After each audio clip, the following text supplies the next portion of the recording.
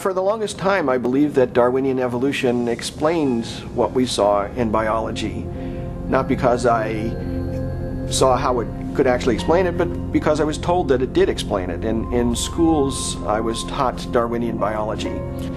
And through college and graduate school, I was in an atmosphere which just assumed that Darwinian evolution explained biology. And again, I didn't have any reason to doubt it. It wasn't until about 10 years or more ago that I read a book called Evolution: A Theory in Crisis by a geneticist by the name of Michael Denton, an Australian. And he put forward a lot of scientific arguments against Darwinian theory that I had never heard before. And the arguments seemed pretty convincing. And at that point I started to get a bit angry because I thought I was being led down the primrose path. Here were a number of very good arguments, and I had gone through a doctoral program in biochemistry, became a faculty member, and I had never even heard of these things. And so from that point on, I became very interested in the question of evolution, and since have decided that Darwinian processes are not the whole explanation for life. In the 19th century, when Darwin was alive, scientists thought that the basis of life, the cell, was some simple glob of protoplasm, like a little piece of jello or something that was not hard to explain at all. This perception didn't really change too much until the early 1950s, but in the last half century, our knowledge of the cell has just exploded.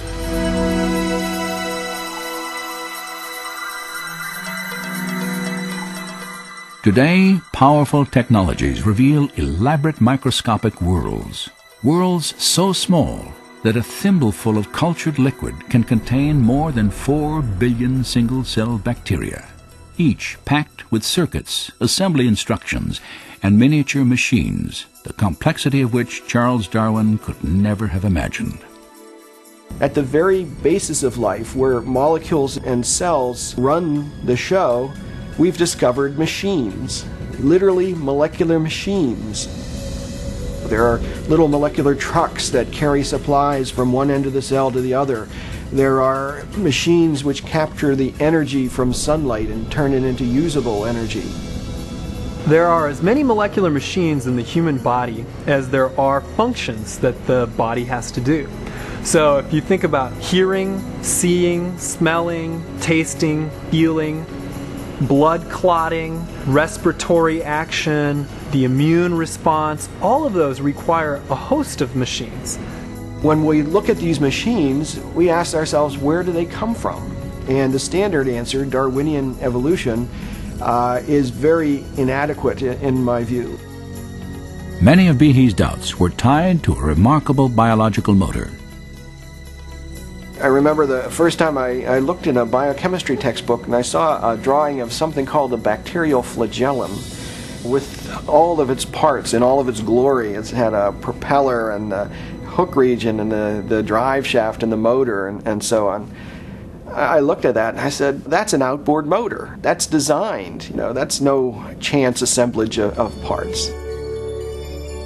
Behe's reaction was not surprising. For the molecular motors that drive bacteria through liquid each depend upon a system of intricately arranged mechanical parts. These parts come into focus when portions of a cell are magnified 50,000 times. Biochemists have used electron micrographs like this one to identify the parts and three-dimensional structure of the flagellar motor.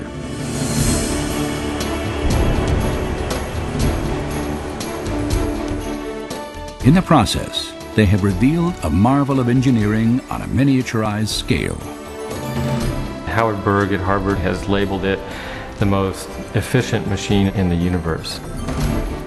These machines, some of them are running at 100,000 RPMs and are hardwired into a signal transduction or sensory mechanism so that it's getting feedback from the environment. And even though they're spinning that fast, they can stop on a dime. It only takes a quarter turn for them to stop and shift directions and start spinning 100,000 RPM in the other direction.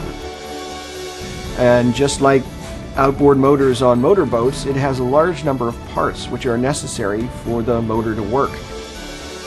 The bacterial flagellum, 2 gears, forward and reverse, water-cooled, proton motive force. It has a stator, it has a rotor, it has a U-joint, it has a drive shaft, it has a propeller, and they function as these parts of machines. It's not convenient that we give them these names. That's truly their function. Since its discovery, scientists have tried to understand how a rotary motor could have arisen through natural selection. As yet, they have failed to offer any detailed Darwinian explanation. Darwinism was a lot more plausible when we were thinking about globs of protoplasm than it is when we're thinking about molecular machines. Scientists in Darwin's day were hopeful that the complexity of biology would resolve to simplicity once they found the basis of life.